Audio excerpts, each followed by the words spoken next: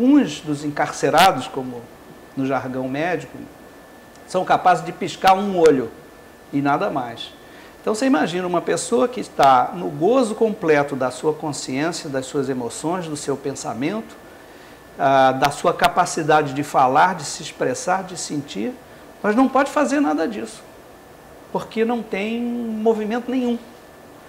Então estávamos conversando antes sobre um livro que foi publicado por um jornalista francês, Jean-Dominique Bauby, que era o editor da revista Elle, que sofreu um acidente vascular cerebral e teve síndrome do encarceramento. Então ele ficou completamente imóvel na cama e por um acaso ele começou a se relacionar com a enfermeira que o atendia, que aprendeu a interpretar as piscadelas de um dos olhos, que era o único movimento que ele era capaz de fazer. E bom, e com essa interação, com essa descoberta da enfermeira, ele foi capaz de ditar para ela um livro inteiro, que é esse livro, O Escafandro e a Borboleta, que está publicado em português.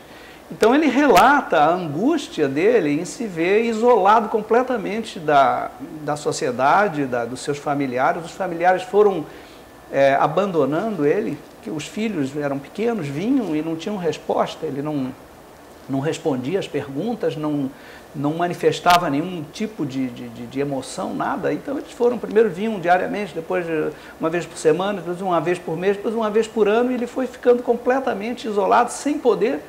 Ele dizia, numa parte do livro, ele relata o sofrimento que era uma coceira que ele sentia no rosto, que ele não podia nem pedir a alguém para ajudá-lo e coçar a bochecha.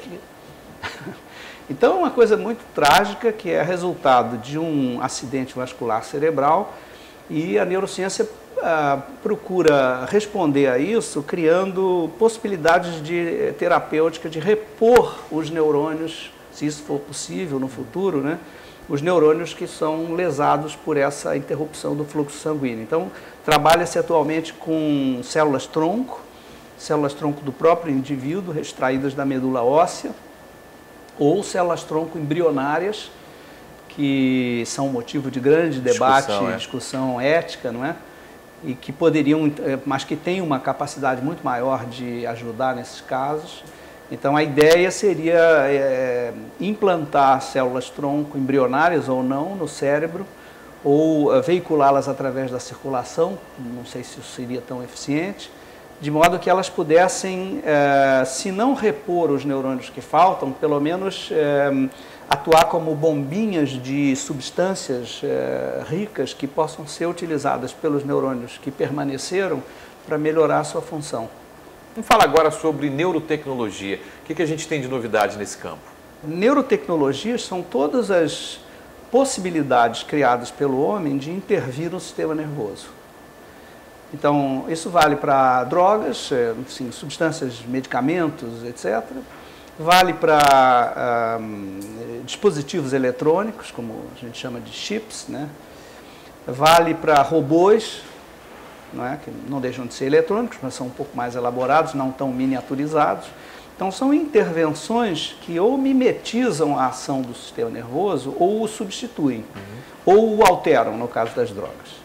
Então a questão é o seguinte, tudo bem, se a gente aplicar esses desenvolvimentos tecnológicos ao indivíduo doente, ninguém vai questionar. E agora, se essas neurotecnologias forem utilizadas por indivíduos normais para aprimorarem o seu desempenho, bom, aí a conversa é outra, né? Mas a gente já faz isso, a sociedade faz isso quando se trata de intervenções que não atingem ainda o sistema nervoso. Por exemplo, o Botox. O Botox é uma substância que foi uma toxina que foi desenvolvida para certos casos de alterações no tônus muscular da face, doenças. E agora é utilizado para fins estéticos puramente. Viagra, outro exemplo, que foi desenvolvido para disfunção erétil. Mas hoje qualquer garoto usa Viagra numa boa.